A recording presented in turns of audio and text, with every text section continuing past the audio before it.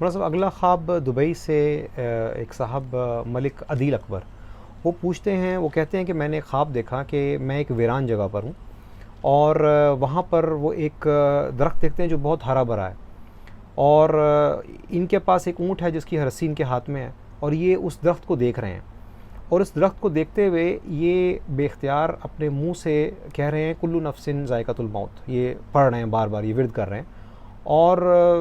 وہ کہتے ہیں کہ وقت مجھے یاد نہیں ہے، لیکن جب ان کی آنکھ کھلتی ہے صبح میں تو وہ ان کے منہ پر، زبان پر یہی آیت جو ہے یہ جاری ہے۔ وہ پوچھنا چاہ رہے ہیں کہ اس کی کیا تعبیر ہو سکتی ہے؟ اس کی تعبیر یہ ہے کہ یہ اپنے مالی معاملات میں مشکلات کا شکار ہیں، اور ان کو سفر بھی درپیش ہے، تو ان کے لیے سفر کر لینا مناسب ہے، اور اپنے عیال اور اہل کی طرف لوٹ جانا ان کے لیے بہتر ہے، اور اس میں ان کو تھوڑی سی دقت پریشانی آئے گی، لیکن یہ ہے کہ بہتر ان کے لیے ہے کہ اپنے گھر کی طرف لوٹ جائیں، انشاءاللہ معاملات جو ہیں ان کے بہتر ہو جائیں گے۔ جزاک اللہ خیر مولانا صاحب۔